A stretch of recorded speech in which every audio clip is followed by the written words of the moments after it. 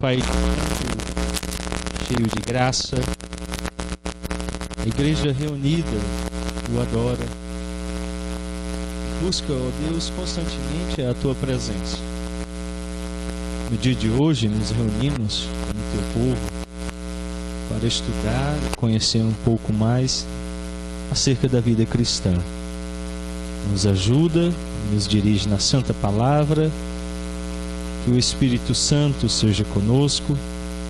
É o que oramos e pedimos, Pai, no nome santo de Jesus Cristo. Amém. Vocês receberam aí a lição 1. Semana passada nós tivemos a introdução.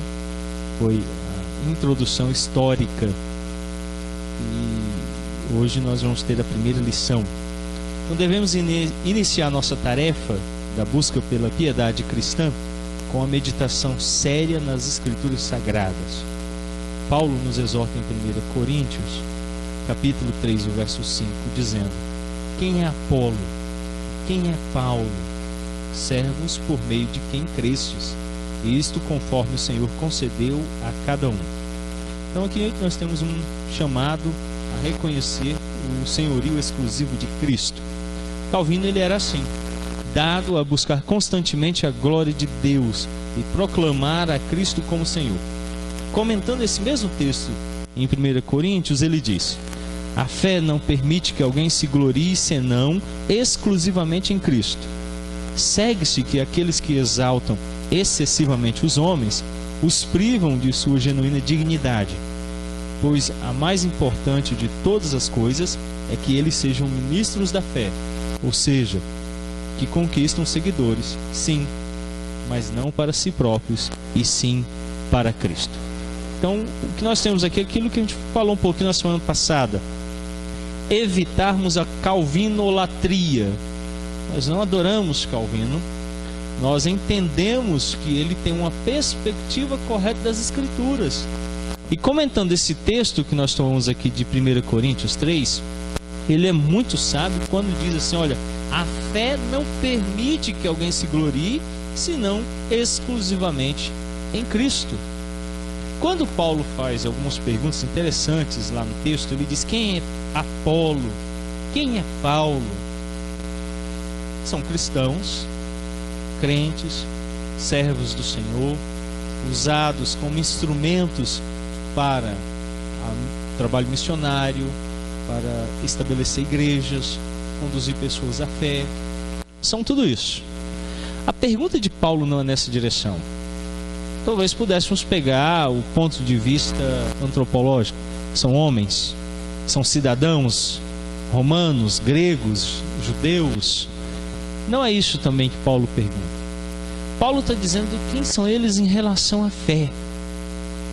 Em relação à fé, irmãos, com ofícios, como Paulo tinha um ofício de apóstolo, de presbítero, de missionário, como Apolo teve de evangelista, de líder da igreja. Mas o texto de Paulo diz: são servos por meio de quem crestes. Então Calvino diz: olha, eu quero ser instrumento para que a fé chegue aos meus patrícios, em primeiro lugar aos franceses. Era uma grande preocupação de Calvino. Depois aos demais homens. Então ele lutava por isso, para que se fizesse conhecer a Cristo e a fé evangélica. E ele então, comentando esse texto, diz que nós não podemos exaltar nenhum homem à posição de Cristo. Nós podemos exaltar suas características pessoais, humanas, intelectuais e até características da fé. Mas em nenhum momento e de nenhuma forma devemos considerá-los iguais ou superiores a Cristo. Cristo é sempre o centro da fé. A partir daí, então, Calvino se torna extremamente cristológico, cristocêntrico. Tudo em Cristo, tudo para Cristo e Cristo no centro. Então, ele gerava todos os seus escritos em torno da pessoa e da obra de Cristo, trabalhando a necessidade de tê-lo como Senhor e Salvador. Calvino foi um escritor prolífico, deixando centenas de escritos, comentários de quase todos os livros da Bíblia, muitas cartas e tratados teológicos, e o mais famoso escrito, As Institutas da Religião Cristã. Então, esta afamada obra de Calvino foi concluída em 1535 e impressa em março de 1536. As Institutas são precedidas de uma epístola dedicatória consagrada a Francisco I, rei da França. Lessa diz o seguinte: esta primeira edição latina trazia por título Christiana Religionis Institutio Johanni Calvino. Então Calvino teve o nome dele trocado, era Calvin e ele trocou para Calvino. A gente na semana passada conversou sobre isso. Era uma estratégia para fugir daqueles que tentavam matá-lo. Quando ele escreveu os Institutos, em 1535, aonde ele ficou hospedado, ele se registrou como Martius Lucius. Parece o nome de Martinho Lutero. Então ele se disfarçava para não ser descoberto e morto. Então, em vários momentos ele vai usar outros nomes e ele teve então o nome trocado para João Calvino. Então ele vai escrever essa primeira obra. Era uma edição resumida de pouco mais de 500 páginas. Na verdade, eu acho que era 541 páginas. Capítulo 1 ele falava da lei, é uma explicação do decálogo, então ele pega os 10 mandamentos. Segundo capítulo, a fé, explicação dos símbolos dos apóstolos, ou o credo dos apóstolos. Depois, no capítulo 3, ele falava da oração, uma explicação da oração dominical, Mateus, o capítulo 6. O capítulo 4 era dos sacramentos, o batismo e a santa ceia. Depois, no capítulo 5 dos sacramentos, demonstração da não razão de ser 5 sacramentos acrescentados pela Igreja Romana. O capítulo 6, da liberdade cristã, poder eclesiástico, administrativo, civil e etc.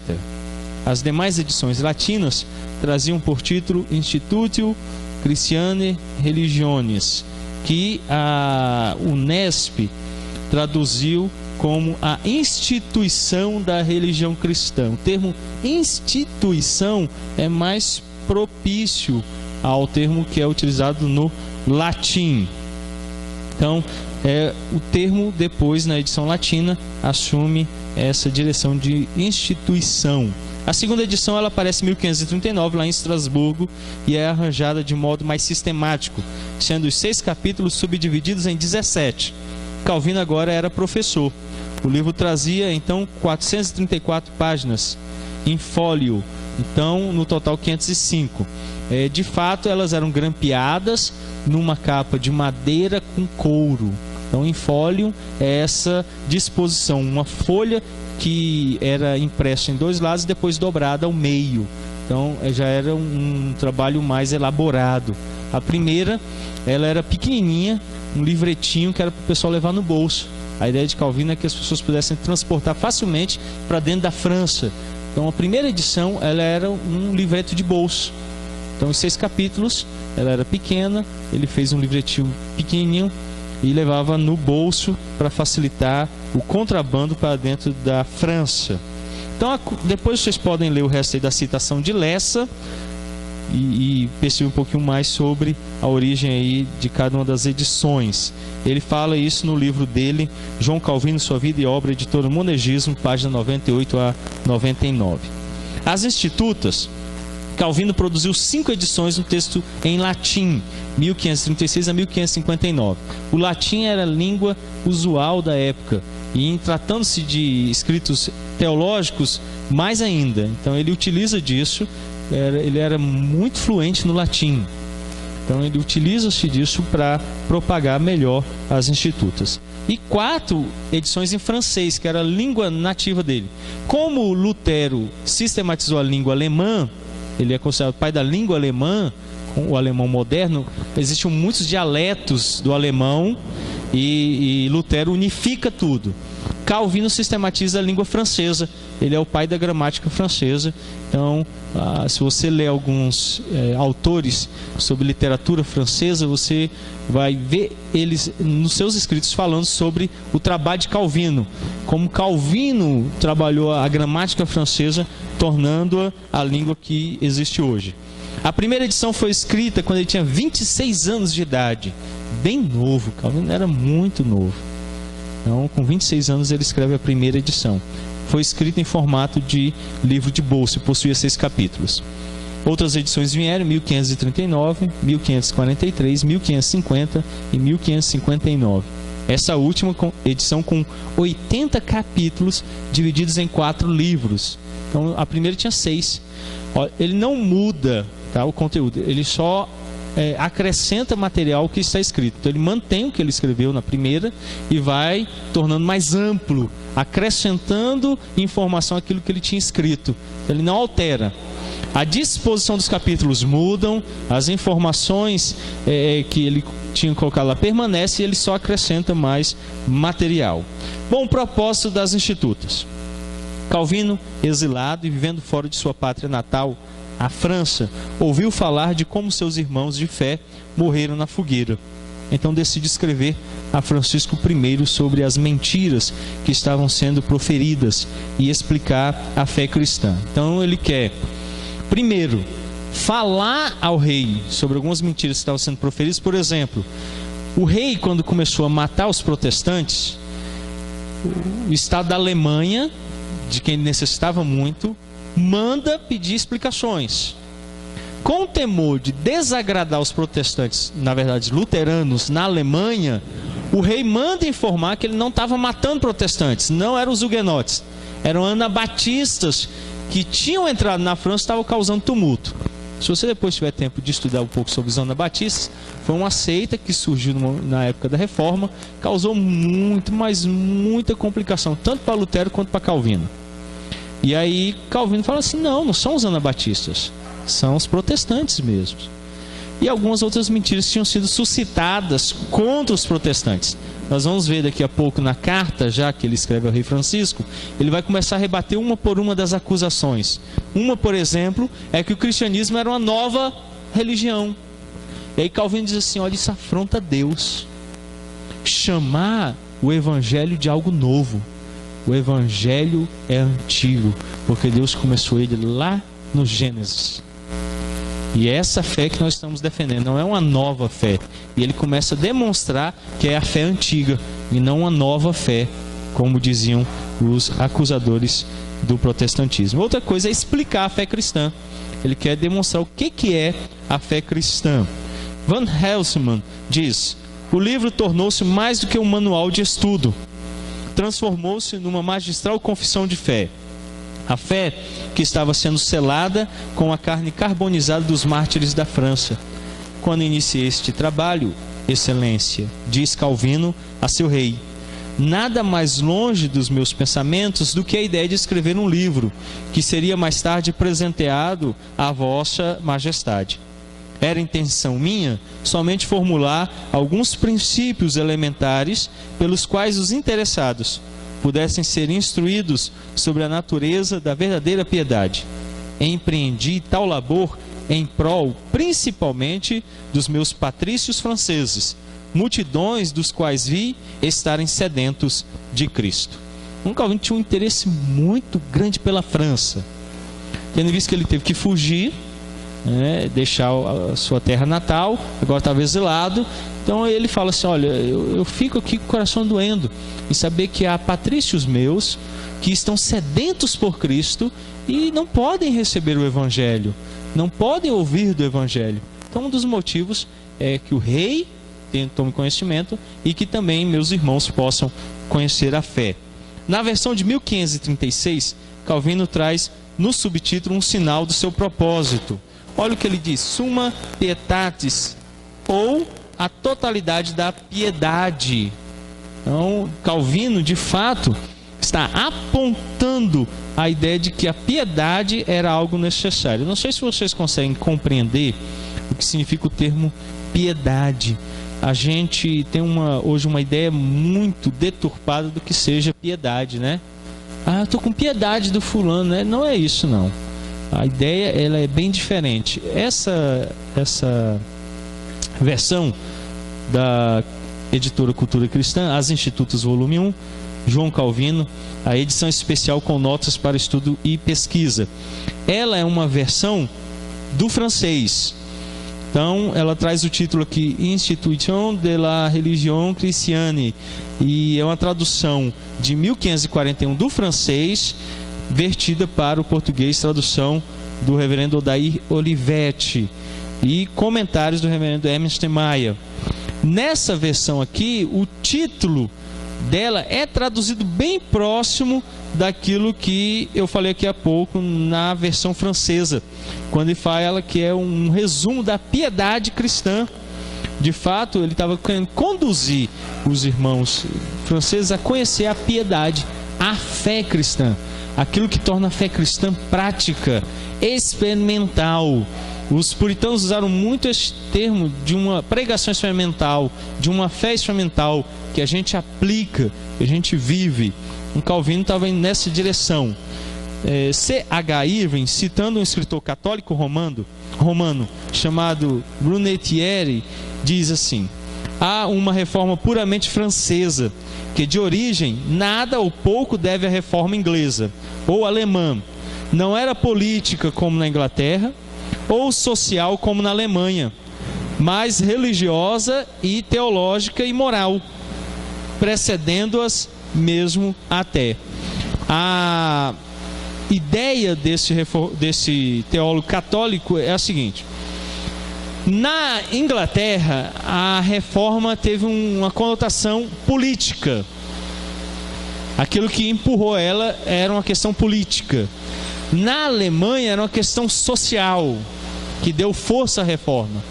Já em João Calvino, aquilo que o motiva, aquilo que empurra, segundo esse escritor e teólogo católico, é a ideia da teologia e da moral. Calvino estava trabalhando com esses dois aspectos muito próximos.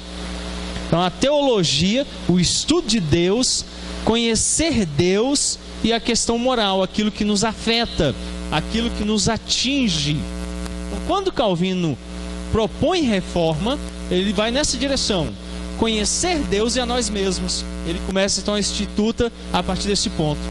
A gente precisa conhecer quem é Deus. Por isso que eu faço questão de, quando eu vou pastorear uma nova igreja, e eu fiz nessa aqui, na anterior, eu começo, o primeiro estudo bíblico que eu faço sobre o ser de Deus. Se eu não conhecer quem é Deus, eu jamais vou poder segui-lo, amá-lo, temê-lo. Eu preciso conhecer quem é Deus. Conhecendo a grandeza, a majestade, a santidade, o poder de Deus, o cristianismo se torna mais fácil. Porque eu começo a reconhecer que eu sou pequeno. E Calvino vai falar muito disso no capítulo 1. Nós vamos ter a oportunidade de ver isso. Essa citação vem de Lessa, Apud, uma citação que ele faz de uma outra obra. Por isso, eu considero as Institutas como um livro da piedade cristã, onde o sincero cristão pode encontrar um guia para crescer no conhecimento das Escrituras Sagradas e na fé em Cristo Jesus. A minha chamada para o estudo das Institutas aqui na igreja, eu falei sobre isso. As Institutas têm esse propósito. É um livro para a piedade cristã. Quando eu li a primeira vez, foi nesse material, não é mais publicado, ele foi publicado pela SOCEP. As Institutas em linguagem simplificada, na verdade não é linguagem simplificada, é a citação ipsiliteris da versão clássica, que nós chamamos aqui no Brasil, publicada pela editora Cultura Cristã, tradução do Dr. Valdir Carvalho Luz. Então, eles simplesmente resumiram. E eu conheci um pastor, hoje ele não é mais pastor, presbiteriano, ele deixou a IPB e ele jogou fora. Eu fui ajudar na mudança dele. Chegando lá, eu encontrei vários livros de teologia que ele tinha jogado fora. E eu peguei, e o primeiro que eu comecei a ler foi as Institutas. E aí, lendo, eu pude perceber o quanto Calvino era dado à piedade. E como ele, com maestria, é um dos aspectos literários que eu aprecio muito em Calvino. Ele é duro, ele é enfático, mas ele é pastoral. Então ele consegue chegar e falar assim: aqueles cães. E ele começa a falar de Deus. Então você assusta, né, quando você lê isso. E aí ele vai falar quem é Deus, do amor de Deus. Aí você fala: poxa, ele está sendo duro porque as pessoas estão falando heresias contra Deus. Ele se nega a falar do amor de Deus.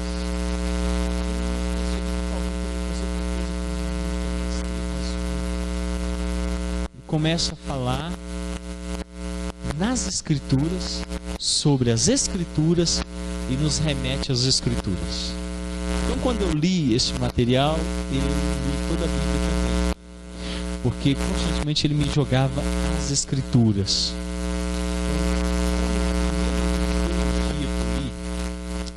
Como livro de teologia sistemática da Reforma Protestante, eu acho que quem fala isso é o Lessa, no livro dele, se eu não me engano, ou Armando Silvestre, João Calvino, um desses dois.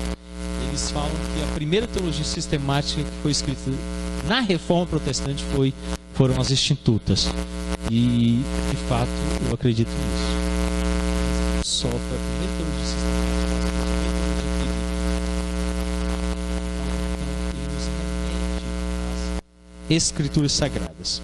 Há algumas informações que eu ainda quero considerar com vocês para a gente passar essa fase histórica, essa parte que fala sobre a origem das Institutas. Um doutor em literatura que cuida do Museu da Reforma lá em Paris, fazendo o prefácio dessa Instituta comentada da cultura cristã, ele nos fala algumas coisas sobre a Instituta. Então, falando sobre essa edição que eu estou lendo agora, que se chama Instituição da Religião Cristã, seguindo aquela tradução lá do francês que Calvino fez a primeira. E de fato, eu entendo que ele está instituindo, ele está formando, ele está mostrando como é a religião. A gente precisa entender isso dentro do contexto da Reforma. Não havia nada. O que tinha nos escritos católicos romanos, por causa do humanismo, estava trazendo de volta os pais da igreja. Então não existia. Então ele começa um trabalho novo. Tinha alguma coisa luterana escrita já, muito pouco aqui e ali, mas agora ele está falando e trazendo de fato a fé de forma sistematizada. Então ele está instituindo mesmo a religião cristã. Não instituindo fazendo nova, mas trazendo ela a partir das Escrituras e sistematizando para que a igreja possa compreender e entender. O texto de Calvino ele não traz títulos e subdivisões dos assuntos. Então, aqueles que aparecem nas Institutas, que nós temos publicado tanto em língua portuguesa quanto em inglês ou espanhol, que são as outras que eu possuo, são pelos editores. Os editores fizeram para facilitar. Essa aqui da Unesp, que é a que nós vamos usar no nosso estudo, da Universidade Paulistana, lá do estado de São Paulo, ela não possui tantos subtítulos e títulos como as outras versões. É uma das críticas que o Dr. João Alves faz lá no Andrew Jumper Mackenzie a ela. Então ela não é tão fácil de ser acessada. Mas para quem vai estudar o texto, não dificulta tanto. Se você quer algo mais detalhado, a minha orientação é que você solicite da Felire, que é na Espanha. Você pode fazer isso na internet, conta o endereço, manda uma carta para eles ou um e-mail, eles mandam gratuitamente para você a edição em espanhol. Ela traz não só os títulos e subtítulos, como índice e remissões no final, textos bíblicos, citações dos pais da igreja, citação dos filósofos e os assuntos. Eu quero ver sobre sepultura. Vai lá, tem lá, você encontra os institutos. Batismo infantil, você encontra. Sobre casamento, você encontra. Então, para mim, ela nesse âmbito é melhor. Para pesquisa, é melhor. Se você não vai fazer pesquisa, só vai ler. Essa aqui é que tem saído mais em conta na Claire. E você pode comprar ela lá mais barato do que na própria universidade, na Unesp. Tem uma linguagem muito boa, fácil de ser lida. Então, se você quer estudar, a minha indicação é ela. Então, as institutas não possuem subtitulações. Ela é um título corrido, um texto corrido. Você vai poder então ler ela com mais facilidade, como eu expliquei há pouco.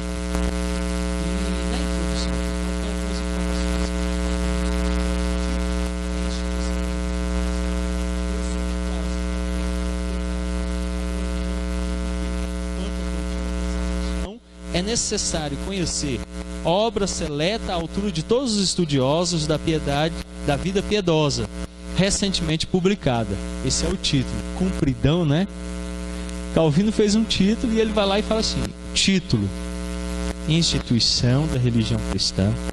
Resumo quase completo da piedade. Calma aí, ele está sendo humilde. Não, né? É porque ele está acrescentando coisa ainda, ele sabe disso. Então ele começou lá em 1535, em 1559 ele termina. Então ele foi acrescentando coisa. Então por isso que ele declara que quase completa. Eu sei que vai vir mais coisas por aí. A cada ano ele tem acrescentado mais coisas, abrangendo tudo que, quanto à doutrina da salvação, a preocupação dele, de novo, é aquela que ele citou há pouco: conduzir meus patrícios franceses a Cristo, à fé em Jesus. Então, ele começa falando, quanto à doutrina da salvação, é necessário conhecer obra seleta à altura de todos os estudiosos da vida piedosa. Então, tinha uma grande preocupação. Contemporâneo, ele era um humanista cristão. Então ele vai usar todos os recursos intelectuais da época para nos falar. Muitas citações dos pais da igreja, dos filósofos gregos, das escrituras. Calvino está dizendo assim: eu tenho fontes suficientes para alimentá-los. Daí, vocês devem se lembrar, semana passada nós vimos, quando ele vai com Fael a um debate, chegando lá, ele encontra os padres católicos dizendo que a fé protestante ia contra os pais da igreja. Tão chateado que ele toma a palavra e começa a citar de cor não só os textos dos pais da igreja, como o capítulo, o livro e a página onde ele está dizendo, a tal ponto de um dos frades franciscanos que estavam ali debatendo ficarem tão impressionados, mas tão impressionados naquele momento, que um deles naquela hora se levanta, confessa a fé cristã e se diz agora protestante. Depois daquele momento, mais de 80 que estavam presentes lá, frades, padres e freiras, por causa daquilo que eles viram. Ficaram impressionados como ele de cabeça citava as provas que ele estava dando. E quando eles concluíram, eles viram que de fato era aquilo mesmo. Então Calvino diz assim: olha, a altura. Você é um estudioso? Pode ler. Você é um rei? Pode ler. Você é um membro da igreja francesa? Pode ler. Eu quero ensinar vocês. E aí ele diz, recentemente publicada, prefácio dedicado ao cristianíssimo rei da França. Então a primeira coisa que ele vai fazer é uma carta de 25 páginas ao rei francês, justificando a fé dele, a fé dos protestantes, e convidando ele a crer em Cristo Jesus. Essa é uma das cartas, tem muitas cartas. Calvino escreveu muitas cartas a reis, príncipes, rainhas, a outros protestantes. Ele escreveu sobre situações difíceis que surgiram na igreja. Semana passada eu falei sobre uma carta que ele escreve quando um rapaz protestante se suicida. Uma carta muito bela. Nós tivemos a oportunidade de estudá-la lá no Refo 500, na comemoração que se iniciou agora dos 500 anos da Reforma Protestante. E nós estudamos um pouquinho sobre essa carta lá. O Dr. Herman Sidenius, da Igreja da Holanda, nos falou um pouco sobre muitas cartas mesmo. Nossa editora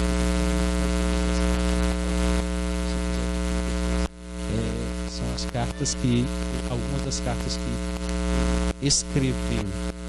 Então, no início ele já começa com esse título, um título que já invoca muitas verdades e nos leva a considerar o quanto ele estava preocupado com a igreja.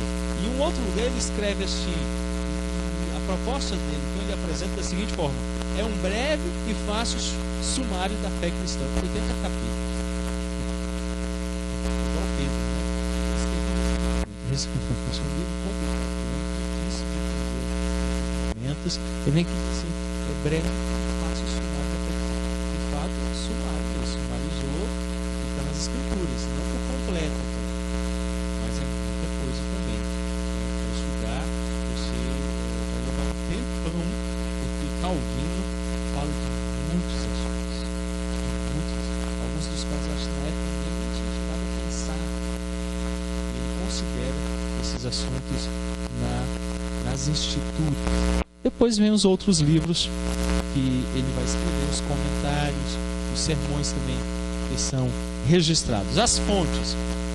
O livro Institutas, em princípio, não pretende ser outra coisa que um comentário da Escritura Sagrada. Então, a princípio, ele deseja comentar as Escrituras. claro que de forma apologética em alguns momentos. Então alguém vem e fala assim, vocês fazem. Aí ele responde aquela situação. E outros instruindo aqueles teólogos na fé, para que eles se aprofundem mais e mais no conhecimento das Sagradas Escrituras. Ele estudou tanto hebraico quanto grego a fundo, e também o latim, o que possibilitou ele a ler os textos do Antigo e Novo Testamento no original. O Calvino, quando ele ia pregar, ele subia ao púlpito com o texto original, grego e hebraico, e pregava diretamente das Escrituras, e sem esboço. Sem esboço. Então, é um fato interessante. Os pais gregos, os pais da igreja, os pais latinos, principalmente Agostinho de Hipona, cita muito, alguns autores não cristãos como filósofos, por exemplo, Aristóteles, Platão, Cícero, Sêneca e alguns outros, ele utiliza muito. Só assim os filósofos, ou assim pensavam os filósofos. Pega um pensamento filosófico e desenvolve ele para concluir naquilo que ele está ensinando, naquilo que ele está falando. Também Lutero. Fica bem claro que a primeira edição que ele fez e editou e publicou em 1536, ela é baseada no Catecismo de Lutero. Quando você lê o Catecismo de Lutero, você percebe que ele usou a mesma estrutura. Como ele tinha se convertido com material luterano, a fé luterana que tinha chegado a Paris, que provavelmente o alcançou através do primo dele ou do professor dele, então ele, tendo lido o Catecismo de Lutero, ele parece se espelhar na estrutura para escrever as Escrituras. Então, esse é o material que ele utiliza. Bom, um resumo da Instituta. Em 1536, ela tinha 6 capítulos. Nós vimos que ele utiliza o credo, a oração do Pai Nosso e os 10 mandamentos. É a partir dali que ele vai elaborar o seu pensamento. Então, esses resumos da fé, nós também utilizamos. Hoje o material que nós usamos para classes de catecúmenos é baseado no credo dos apóstolos, na oração do Pai Nosso e nos 10 mandamentos. Então, de fato, os reformadores, não no símbolo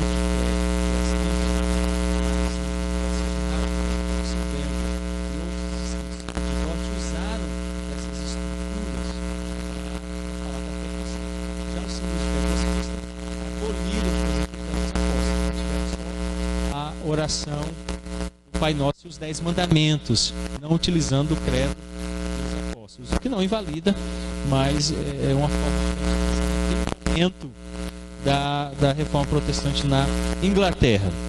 Bom, depois eu vou propiciar a vocês alguma parte, um resumo daquilo que nós vamos ver aqui a partir das Institutas, mas em momento apropriado vai chegar a vocês. Como eu disse, Calvino, ele disse que quer nos considerar e levar a entender a sincera doutrina da piedade, ter uma vida cristã autêntica que reflita o ensino das Escrituras. E ele diz então, neste trabalho foi este o meu propósito: preparar e instruir os candidatos ao aprendizado da palavra divina na Sagrada Teologia, para que possam ter um acesso fácil a ela, assim como prosseguir livremente em seus passos, pois que considero ter reunido uma tal suma da religião em todas as suas partes e a tenha classificado de tal ordem que qualquer um que a considere retamente não terá dificuldade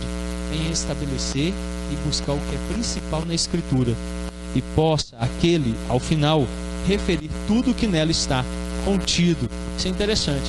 Fala assim, olha, para aqueles que vão estudar a Sagrada Teologia, eu fiz aqui algo que vai ajudar vocês para que no final vocês possam referir tudo o que está contido nas Escrituras a partir de vocês. Então, eu tenho falado isso. Quando ele diz aqui, instruir os candidatos ao aprendizado da palavra divina, e eu tenho batido nessa tecla no decorrer dos anos, os seminários da EPB deveriam ter uma matéria exclusiva sobre a teologia de João Calvino.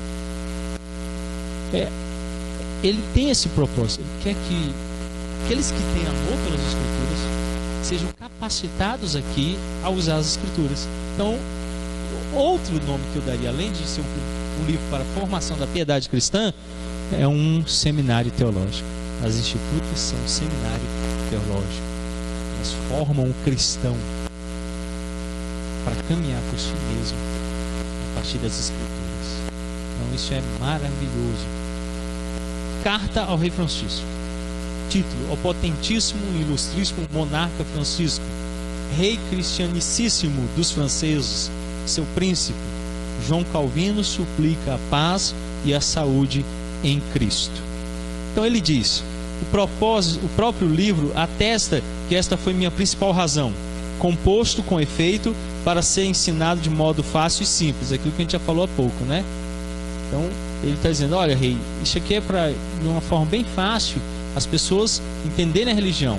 Lembra que eu falei semana passada? O rei nunca leu essa carta, estava muito ocupado com suas amantes, com suas festas, não leu aquilo que Calvino escreveu. Outros reis lerão, rainhas e príncipes, mas o rei Francisco não leu. Então ele diz: olha, o que eu quero é que, de modo fácil e simples, a Escritura seja ensinada e a fé cristã chegue a todos. Em outro lugar da carta ele diz: por certo, estamos plenamente cônscios do quanto somos homúnculos, paupérrimos e abjetos em face de Deus, pecadores miseráveis, a visão dos homens muito desprezíveis, espécie de excrementos e dejetos do mundo, se quiseres, ou o que de mais vil possa ser nomeado, de sorte que não reste para nos gloriarmos junto de Deus, nada além de sua misericórdia, para que não sejamos admitidos à esperança da salvação eterna, por nada que seja mérito nosso.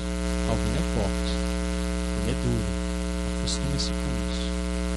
Ele então chega no momento que ele vai dizer para o rei: que nós somos, que o homem é. O homem, e eu quero que você esteja plenamente cônscio disso, que todo homem entenda isso na consciência: somos homúnculos paupérrimos, um homenzinho pequenininho, pobre, miserável, abjetos. Que duro, hein? E aí ele diz assim: em face de Deus, pecadores miseráveis, a visão dos homens muito desprezíveis, espécie de excrementos e dejetos do mundo. Olha como ele se refere ao ser humano. Aqui eu lembro daquela cena lá do Chaves. O seu Madruga ensina os meninos para apresentar uma peça, né? E aí ele cai na bobeira de pedir para o professor Girafales apresentar a peça. Aí o professor sobe lá: pessoal, tá todo mundo da vila reunida, pessoal, nós estamos aqui hoje, né? Porque o seu Madruga, apesar de ser burro, incapaz, analfabeto, tal, desprezível. Aí ele fica assim: não, seu professor já para, e ele: não, deixa eu continuar falando, não serve para nada, não tem trabalho. E aí o seu Madruga fica: para com isso, para de me elogiar, né? Chega. E aqui Calvino está nos dando adjetivos. Ele dá vontade de falar assim: Calvino, tá bom já, né? Ele chegou na parte do excremento, aí eu faço: já está machucando, né? Mas o propósito dele é esse. E ele diz mais: o que de mais vil pode ser nomeado. Tem mais alguma outra coisa aí, viu, que eu não citei aqui? Pode incluir. Calvino está colocando o homem no lugar dele, pecador, destituído da glória de Deus. E ele vai e fala assim ao rei: de sorte que não reste para nos gloriarmos nada junto a Deus, nada além de sua misericórdia, para que não sejamos admitidos à esperança da salvação eterna, por nada que não seja mérito nosso. Isso aqui não soa parecido com alguma coisa lá de Efésios? Não por obras, para que ninguém... Mas o que é que gera na salvação? A graça, é o favor imerecido, é a misericórdia de Deus. Mas é preciso que nossa doutrina seja elevada acima de toda a glória do mundo e permaneça invencível sobre todo poder, uma vez que não é nossa, mas do Deus vivo e do seu Cristo, que o Pai constituiu rei, para que domine de mar a mar, desde os rios até os confins da terra. Aqui ele cita o Salmo 72, o verso 8. E aí ele diz assim: é preciso que nossa doutrina, qual doutrina? A doutrina cristã, a doutrina bíblica.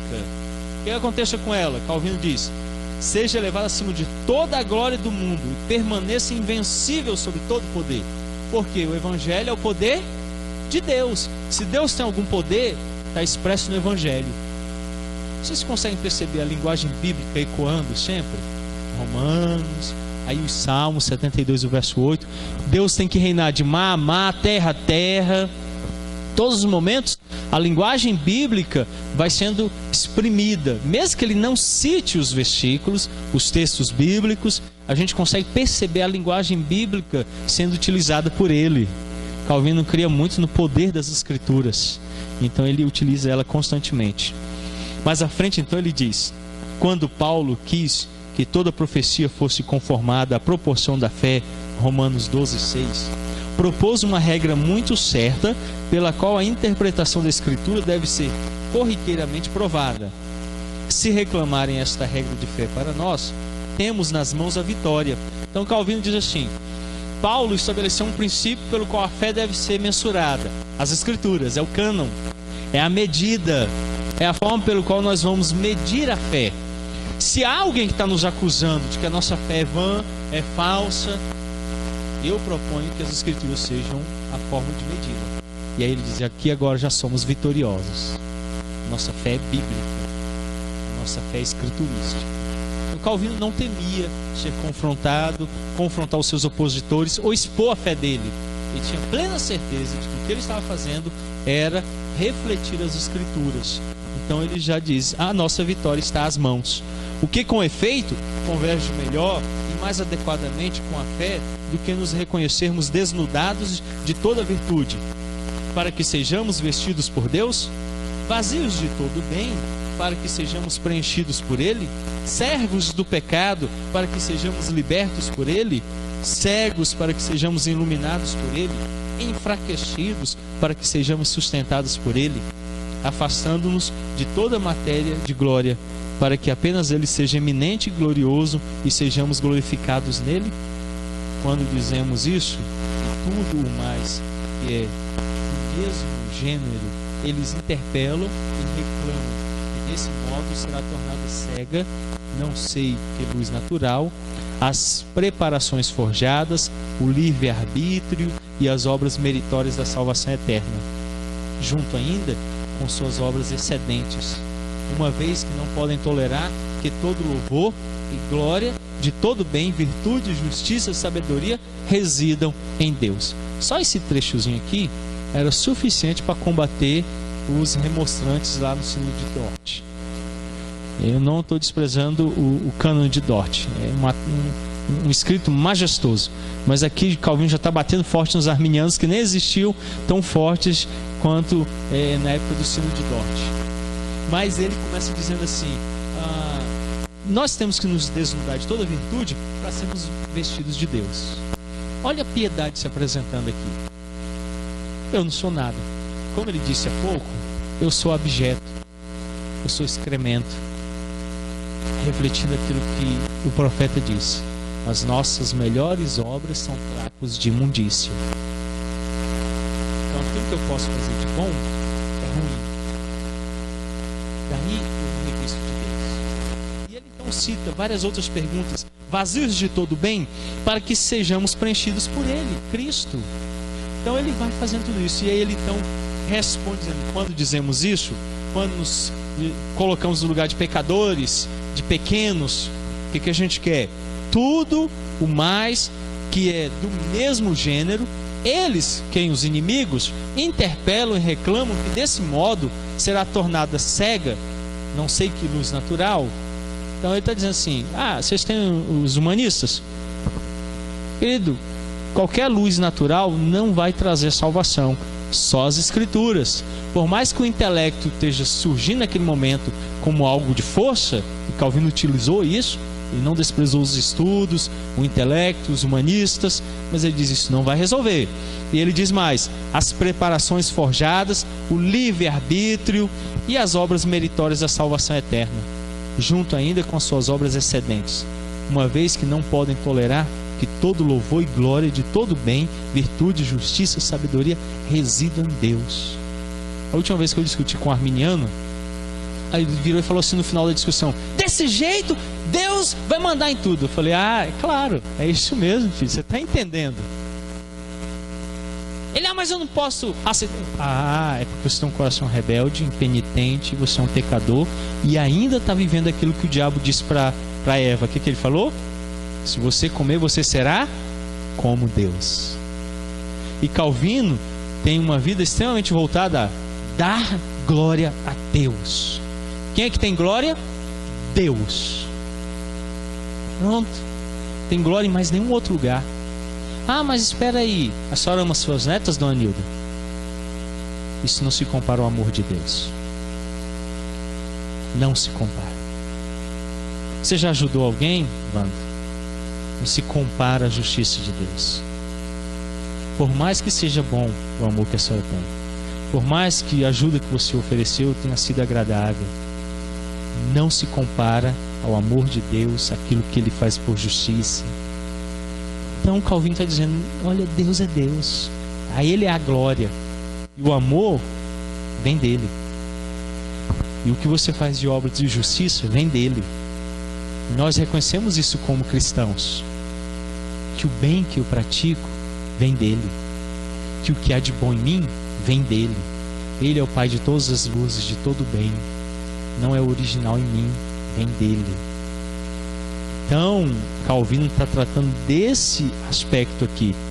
Mas não aprendemos que tenham sido repreendidos que tivessem aurido da fonte de água viva. Pelo contrário, são gravemente censurados que cavaram para si cisternas furadas, que não servem para conter água. Aqui Calvino então cita Jeremias 2,13. Ou melhor, o que é mais conveniente para a fé que Deus oferecer a si mesmo como Pai propício, quando Cristo é reconhecido como irmão e propiciador, do que, com segurança, espera-se tudo, plena e prosperamente, daquele que dirigiu uma dilação tão inauxerível para nós, que não poupou o seu próprio Filho e o entregou por nós, Romanos 8,32, do que aquecer com certa esperança de salvação de vida eterna, quando se cogita que tenha sido dado pelo Pai, o Cristo, no qual tais tesouros estão escondidos? Aqui lançam mão contra nós e clamam que a certeza dessa confiança é repleta de arrogância e presunção, e tal como nada há de nosso, mas tudo deva ser presumido de Deus. Não somos espoliados de toda glória vã, senão para que aprendamos nos gloriar no Senhor. A mesma acusação de hoje. Você já ouviu um católico apostólico romano, quando você fala de certeza da salvação, falar assim, mas isso é presunçoso demais, saber para onde você vai depois que morrer, ter certeza que está salvo? Vocês já ouviram esse argumento? Era o mesmo na época de Calvino. Então eles vão dizer que a gente está sendo arrogante, porque temos certeza de que Deus não poupou o seu próprio Filho para nos dar vida eterna, que Ele nos amou a tal ponto de ser propício para nós e de dar o seu Filho como propiciador por cada um de nós. E aí eles vêm dizendo que somos arrogantes. Então eu não tenho medo de dizer, tenho plena certeza da minha salvação, não pelo que eu sou ou faço, mas por aquele que originou ela em mim, Cristo, e a sua obra redentora. Não tenho temor de nada, porque Ele garante que Ele me salvando, Ele me fará permanecer nesse estado até o dia em que Ele voltar, e ali Ele há de completar a boa obra em cada um de nós. Em outro lugar, Calvino diz, nem assim, entretanto, deixam de atacar nossa doutrina e de incriminá-la e difamá-la, por quantos nomes possam, para torná-la odiosa ou suspeita. Vocês já perceberam isso nos nossos dias? Você chega no lugar e fala assim, eu sou reformado, eu sou calvinista, eu sou presbiteriano. Aí já começa, né? Você não crê que o homem é um robozinho, né? Eu falo, não, eu creio que o homem é um vaso de barro. Eu creio nisso. E ele é moldado como Deus quer. Você fica batizando criança por aí. Eu falo, não, eu não, Deus.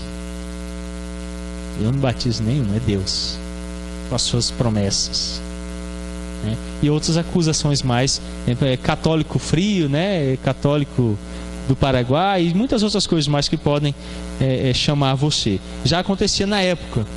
Então ele diz assim, que as acusações que eles trouxeram são, primeiro, chamam-no de nova e recém-nascida fé. Eu já falei sobre isso.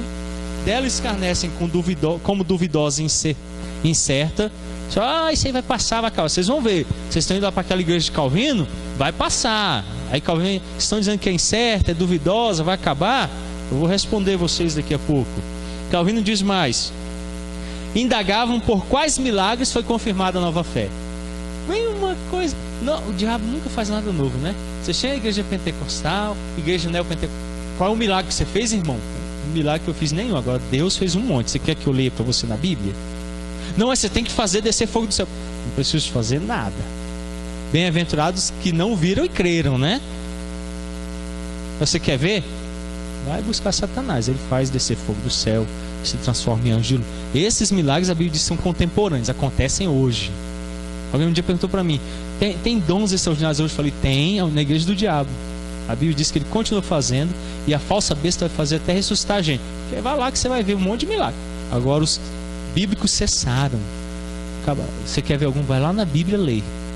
E aí eles chegaram para cá e falaram: qual é o milagre que vocês fizeram? Você, Lutero, Farel, qual é o milagre que vocês fizeram para testar a fé de vocês? Porque a igreja católica tinha um monte de falso milagre, né? Ou o fulano tocou o osso de Pedro lá, está andando de novo. Aí Calvino vai responder isso daqui a pouquinho. Isso é muito bom para responder pentecostal, e não é pentecostal hoje. Copia, põe na carteira. O cara começou a pedir, abre e lê para ele. Resposta propícia. Pois ele fala assim: perguntam se seria mantida com equidade, dado que contraria o consenso de todos os santos pais. Calvino também vai responder isso. Os católicos romanos devem começar a dizer assim: a fé de vocês é contrária aos santos pais. Agostinho, Crisóstomo, eles não falam nada disso que vocês estão vivendo. Aí Calvino vai citar cada um deles para provar que a doutrina que eles criam lá nos primeiros séculos da igreja cristã é a mesma que está sendo ensinada por ele. E ele vai mostrar em alguns momentos dizendo assim: antes, pelo contrário, o que eles defendiam, vocês negam. Em um momento assim, rapaz, eu fico pensando que na época ia ter sido um tapa tão forte na cara do Papa. Tem um lugar lá que ele fala assim, eu vou citar aqui para vocês Crisóstomo. E ele fala assim, ele combatendo a adoração de imagens. E aí cita assim, de forma bem... E a igreja na época era uma igreja cheia de imagens de escultura. Aí Calvino vai e fala assim, quem está indo contra ele? Somos nós, que somos iconoclastas, ou vocês têm um monte de imagens de escultura? Quem é que vai contra os pais da igreja? Então ele vai responder a essa acusação também. Daí um dos motivos, alguém um dia me perguntou, por que ele cita tanto? Ele cita muitos pais da igreja, não só porque tem validade, que eles estudaram as escrituras, como ele está respondendo esse grupo aqui dos católicos romanos. E por que ele cita os filósofos? Porque Calvino também responde àqueles da sua época, os humanistas, mostrando que parte do que os filósofos dizem é graça comum. Domingo de manhã vou falar um pouquinho sobre isso, sobre a graça comum aqui na escola dominical. Uma doutrina reformada que fala de aspectos da fé cristã e das escrituras que vão aparecer na vida dos ímpios, na arte, na cultura, naquilo que é escrito, naquilo que é vivido. Então vai ter lampejos dessa realidade fora das escrituras e da igreja cristã. Outra acusação que eles faziam é que eles estavam indo contra os antiquíssimos costumes e exigem que reconheçamos que sejam cismáticos, dado que movem batalha contra a igreja, ou que a igreja estivesse moribunda por muitos séculos, nos quais nada semelhante foi ouvido. Então eles vêm dizer assim, então quer dizer, Calvino, que a igreja acabou? E a promessa lá que disse que a igreja nunca ia deixar de existir?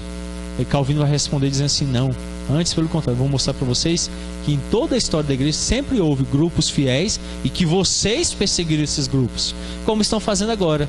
E nós não queríamos um cisma, nós queríamos reformar a igreja, mas porque vocês estão nos perseguindo, nós estamos deixando a igreja. Então ele vai responder essa outra acusação. E aí ele vem a primeira resposta dele, a primeira resposta que Calvino dá.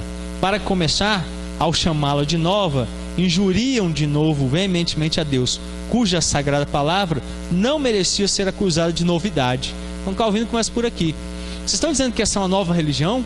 Que é algo que a gente acabou de inventar? Uma das formas de apologia que o catolicismo romano possui hoje, na cartilha que ele entrega aos membros, para treiná-los, para evangelizar e para responder aos protestantes é: a religião de vocês surgiu agora, no século XVI. E aqui Calvino então começa a responder dizendo assim, calma aí, vocês estão injuriando veementemente a Deus quando vocês dizem que a palavra dele é coisa nova. A gente não está ensinando nada novo, a gente está ensinando a Bíblia. E a Bíblia é antiga. A nossa religião é antiga. Então o protestantismo não é uma nova religião, é uma religião antiga. E a gente consegue entender é porque tem um erro. comum nos livros de história eclesiástica, dizendo que houve uma interrupção. Não houve interrupção. Sempre houve uma igreja fiel. Se você estudar a história da igreja, você sempre verá. Olha o que os hussitas, os seguidores de John Hus, fizeram. E aí a gente chama eles de pré-reformadores, que eles vieram antes do período da reforma. E outros nomes, Agostinho. Quanto Agostinho pregou sobre a graça. Quanto ele lutou contra os papas. E aí a gente vai dizer assim, não, a igreja sumiu e depois a igreja apareceu. A igreja não apareceu, a igreja sempre existiu. Ela nunca deixou de existir. Ela pode ter diminuído, ela pode ter ficado apagada, mas ela sempre existiu. Calvino então combate isso agora. Vem da mesma fonte de ignorância que a tomem como duvidosa e incerta. Foi anunciado que o Senhor tenha se queixado pela palavra de seu profeta, de que o boi conhecesse seu dono e o jumento a manjedoura de seu senhor, mas que ele não fosse entendido pelo seu povo. Isaías 1:3. Agem de modo ímprobo ao requerer de nós os milagres. Na realidade, não urdimos algum evangelho novo, mas mantemos exatamente o mesmo. Para a confirmação de sua verdade, servem todos os milagres que, alguma vez, tanto o Cristo quanto os apóstolos tenham dado à luz. Então, você quer ver milagre? Lê a Bíblia. Lê a Bíblia. Ah, espera aí. Mas lá Jesus disse que milagres maiores vocês fariam. De fato, eu tenho feito muitos, propagado os milagres dele pela pregação da palavra. Cada vez que eu prego sobre o mar vermelho se abrindo, o mar vermelho está se abrindo. Cada vez que uma pessoa crê no evangelho, um milagre fantástico acontece. Uma ressurreição. Não é uma ressurreição só do corpo. Lázaro morreu. Não morreu? Vocês encontraram com ele semana passada? Lá no Taguacente, a senhora encontrou com ele lá? Não estava passando. O Lázaro lá, irmão de Maria, matou Lázaro. Quanto tempo encontrou? Lázaro se foi. Mas a ressurreição que nós falamos agora é da vida eterna. A vitória sobre a morte eterna. Esse é o maior milagre. Tem milagre maior. Abrir mar vermelho, fazer Lázaro ressuscitar, isso era coisa pequena. Eram sinais que apontavam aquilo que Cristo é. O maior é a fé nele. É disso que ele vem falando. Então ele começa falando aqui, vocês estão dizendo que a gente está com o evangelho novo, mas nós mantemos exatamente o mesmo evangelho. E para a confirmação da sua verdade, servem todos os milagres que alguma vez tanto o Cristo quanto os apóstolos tenham dado à luz. Aqueles milagres continuam valendo. Ou perdeu o valor? Perdeu? Tinha data de validade? Então Calvino diz assim, você quer ver um milagre? Jesus curou o cego. E aí? Como não vale, filho? Você quer dizer que o que Jesus fez não vale? Você quer dizer que está registrado nas escrituras não tem valor? É o mesmo sinal. Precisa de fé. Agora, se você quer ser um Tomé, precisa ver com os olhos. Bem-aventurados que não viram e creram. A bem-aventurança está aí. Então Calvino diz que não tem necessidade de fazer nenhum milagre. Ele não saiu curando ninguém largou muleta, tá? Se você for lá na Catedral de São Pedro, onde ele foi pastor, não tem um monte de muleta pendurada lá, não é nada disso. Ele não precisou fazer isso. Ele disse que as escrituras eram suficientes para provar isso. E tem uma particularidade a mais no que nós podemos afirmar a sua fé por milagres frequentes. Desde que então, até nossos dias, não aconteceu nada de novo. As escrituras são suficientes. Mas pelo contrário, antes alegam milagres que podem abater uma alma de outro modo bem disposta, porquanto ou são frívolos e ridículos, ou vãos e mentirosos. Então Calvino diz assim, vocês estão alegando milagres novos? Coisas frívolas? São mentirosos? São vãos? Ou estão deixando algumas almas? Na época, numa situação bem difícil, com a alma abatida. Hoje eu atendi uma pessoa assim aqui. Era pentecostal, foi a frequentar a nossa igreja, estava num momento de crise. Disse, pastor, tudo que eu vivia era mentira? Eu falei, não tanto, algumas partes. Mas sabe o que foi o estopim? Uma pessoa que ela ama, conhece, O médico chegou agora e disse: você tem 3 meses de vida, tem um tumor maligno no cérebro, vai morrer. Parente que ainda é pentecostal levou um profeta lá, falso, que orou e disse: amanhã você está curado, na hora que vier um resultado você vai ver. O resultado final veio, vai morrer. 3 meses, não tem o que fazer.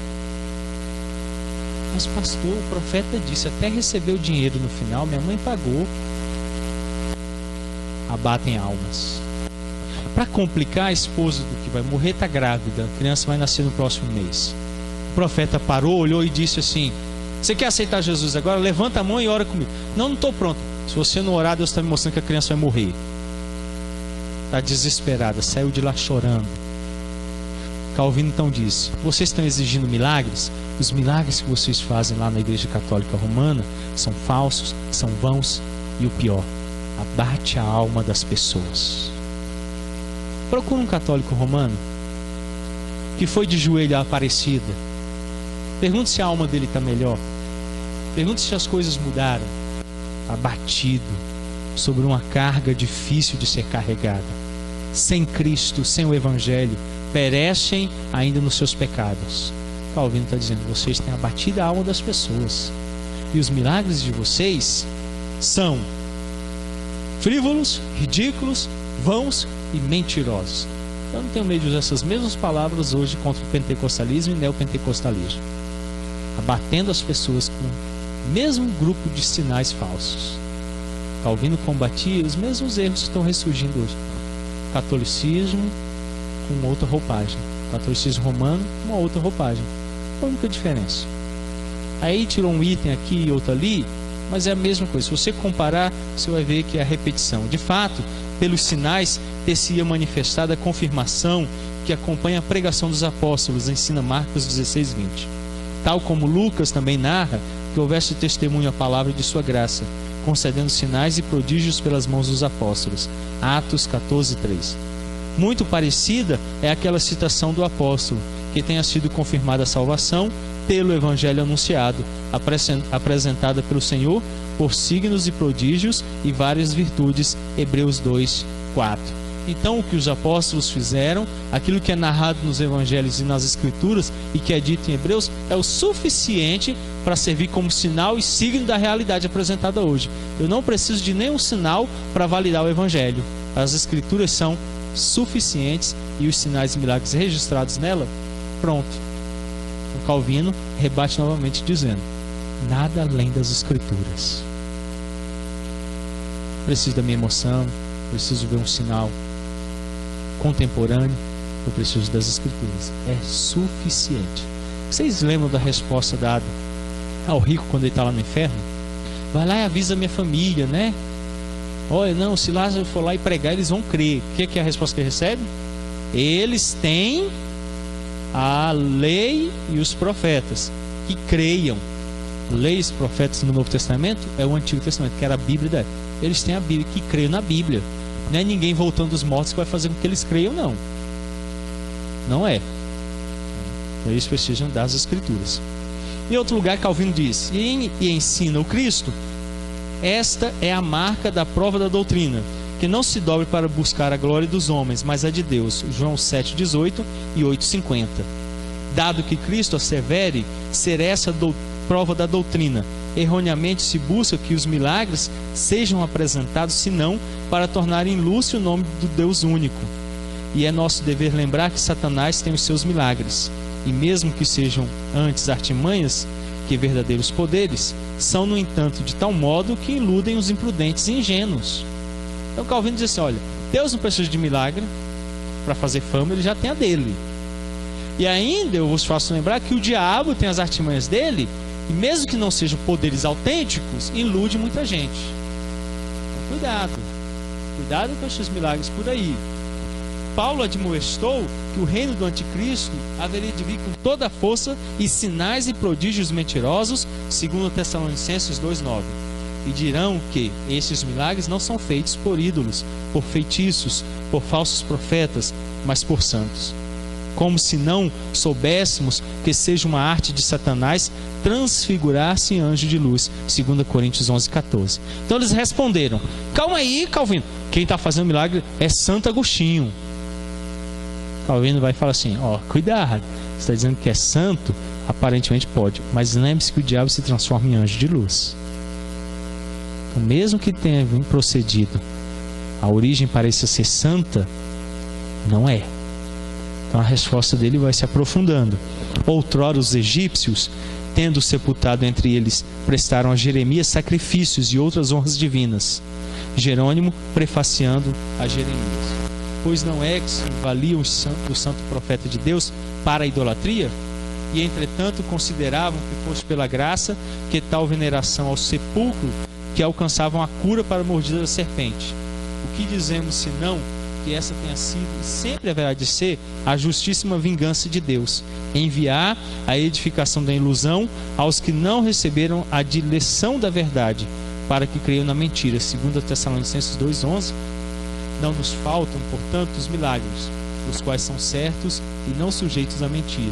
Ora, os milagres que aqueles apresentam por si são puras ilusões de Satanás, desde que afastam o povo do verdadeiro culto de seu Deus para a vaidade. Calvino diz assim uma coisa muito dura: por que tem tanta gente crendo? Ele diz assim: porque Deus o permitiu. E ele fala isso lá em 2 Tessalonicenses 2:11: para que creiam na mentira, porque dispuseram seu coração para isso. Então Deus está se vingando deles. É triste isso. Então Calvino diz assim: porque por esses falsos prodígios de Satanás, as pessoas têm se desviado do culto verdadeiro. Entra hoje numa igreja católica romana carismática, que é o pentecostalismo lá, ou numa igreja pentecostal ou neopentecostal, para você observar se tem culto verdadeiro deles, se eles estão adorando o verdadeiro Deus. Então Calvino diz que o propósito principal é este: nós, entretanto, não apenas não os desprezamos, como não me seria trabalho algum comprovar que as melhores partes daquilo que hoje dizemos estão apoiadas nos escritos deles, para os quais sempre nos voltamos, para que sempre recordarmos de tudo, para que seja nosso para nos servir, não para nos dominar. Nós somos do único Cristo, a quem se deve obedecer em tudo, sem exceção. 1 Coríntios 3:21. E aqui então nós encerramos. Então vocês perceberam aqui já a primeira parte de resposta dele às acusações. Tem outras, nós vamos ver na próxima semana. E ele então vai sempre sendo duro, mas sempre apresentando a proposta escriturística. Sempre. Ele começou falando sobre a condição do homem: pecado, a glória de Deus. E agora ele entra nas respostas aos seus opositores e apresentando ao mesmo tempo ao rei a fé cristã. Tá bom? Alguém tem alguma pergunta, alguma colocação? Pode fazer assim que deixa eu passar para poder o pessoal ouvir e eu responder. Porque senão lá na internet depois, por que ele está respondendo? Por que assim a primeira religião e a mais assim é a católica, cheia de santo? Por que é a primeira assim que a gente, assim, eu já fui católica não, meus pais eram, fui atrás.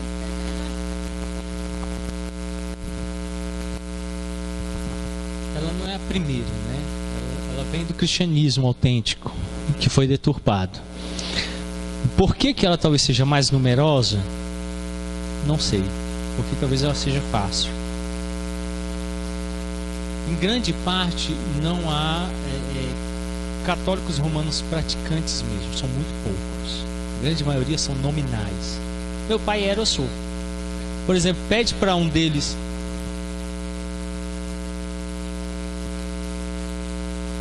A primeira religião, Atos dos Apóstolos diz que em primeiro momento os seguidores de Jesus eram chamados do caminho. Então ali começa. Então eram chamados os do caminho. Depois eles são chamados no próprio livro de Atos dos Apóstolos de cristãos pela primeira vez. Essa é a religião cristã, daqueles que seguem Cristo. Porque Jesus não era cristão. Jesus não era cristão, Jesus era judeu. Ele seguia o judaísmo. Ele ia à sinagoga, as práticas judaicas, circuncisão. Os discípulos não eram cristãos. Os discípulos eram os discípulos de Jesus, judeus. Eles iam à sinagoga, pregavam na sinagoga, estudavam na sinagoga. E aí eles começaram a seguir Jesus. E Jesus começou a instituir algumas verdades para eles. Essas verdades que Jesus passou, depois os apóstolos dão continuidade. Aí começa a surgir então religião cristã. Depois vai tomar o nome de cristianismo. O cristianismo, no quinto século, se transforma então na Igreja Católica Apostólica Romana, como nós a conhecemos hoje. E aí teve sempre então o cristianismo e a Igreja Católica Apostólica Romana andando um ao lado do outro. Meu ver, eles não são cristãos, porque eles não seguem Cristo? Não. Os santos de adorar, não. Isso aí depois foi instituído pelo catolicismo. Não existia, até então não existia. A igreja não tinha as imagens, ela não tinha o Papa, não tinha nada. Depois o catolicismo romano vai instituir o Papa, a figura do Papa, vai instituir a adoração e a veneração das imagens. E aí ela vai começar a fazer isso num momento posterior. Até então não existia.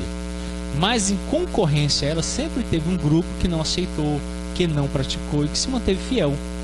Sempre houve grupos à parte. Ela, por ser uma religião que vai se tornar estatal, vai se tornar grande. Então, todo romano era católico. Acontece que nem todo romano cria no catolicismo romano. Tinham muitos pagãos.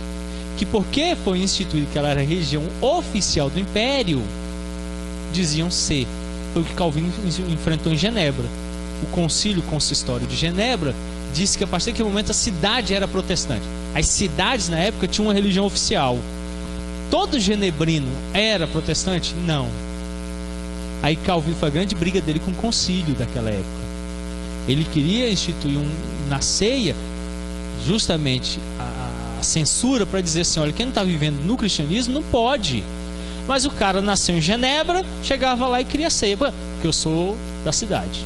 Aí Calvino, não, pera aí, você está vivendo uma vida em desacordo com as escrituras, você não pode. Mas eu consigo dizer, não, ele é genebrino, então ele é protestante. Problema grave aí, né? Então, todo mundo que nasce no Brasil é católico romano?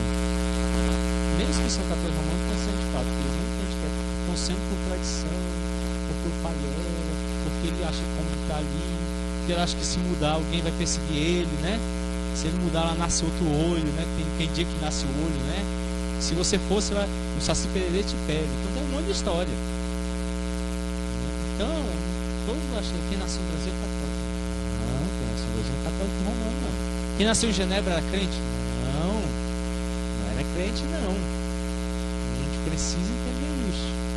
Então, por isso que é uma religião tão ampla, tão grande, tão cheia de seguidores. Porque há muitos lá que são nominais. Ok? Sim, Mateus, deixa eu chegar aí. Porque tem uma história de que a criação da religião católica foi um jogo político, né? E que foi um compilado de várias outras religiões que parece que Constantino oficializou, eu não lembro muito bem. Parece que foi um compilado de várias outras religiões, meio que para agradar todo mundo, né? Então, por exemplo, parece que o catolicismo atingia também pessoas que eram de outras religiões porque tinham semelhanças com a religião originária. Não sei se é isso. Também pode ser outra razão, que a religião católica tem vários seguidores.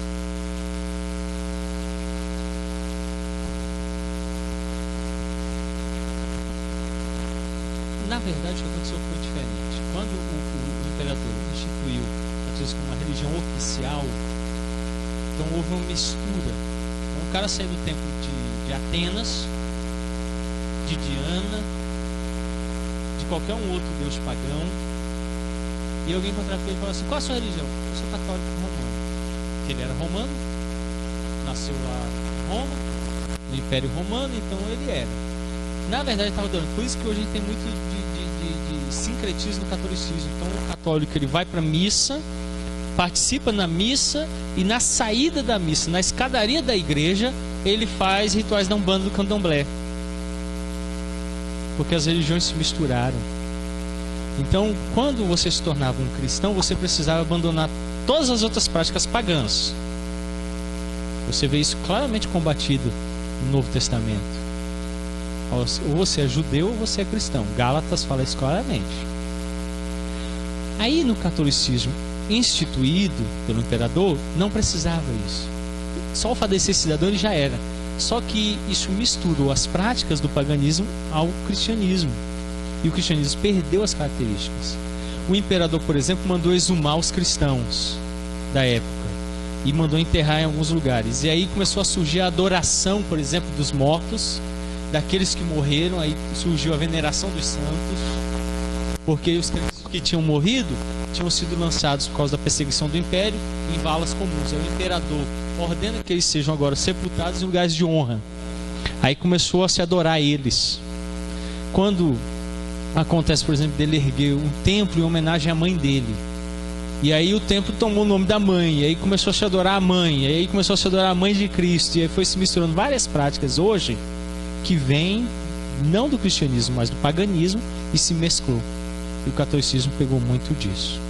Bom, nós vamos tratar disso em uma das lições na escola dominical, uma vez que nós estamos tratando dos sola, e os solas vão combater muito isso. Bom, mais alguma pergunta ou colocação? Vamos orar para encerrarmos então. Pai querido, nós agradecemos pela oportunidade de compreender algumas verdades, dentre as quais, talvez eu acho que o mais importante, aquilo que Calvino ressaltou, a nossa condição pecaminosa e a tua glória. Já aí temos motivo suficiente para nos aquietar e meditarmos seriamente naquilo que as Escrituras dizem, que estamos destituídos da glória de Deus. Por isso carecemos dele. Ó Deus, tem misericórdia de nós. Nos ajuda a estarmos preparados a defender a nossa fé e a ensinarmos a todos aqueles que desejam seguir a Cristo a verdadeira fé, para que tenham crescimento e sejam edificados, Pai. É o que nós oramos e pedimos em nome santo de Cristo Jesus. Amém. Deus os abençoe.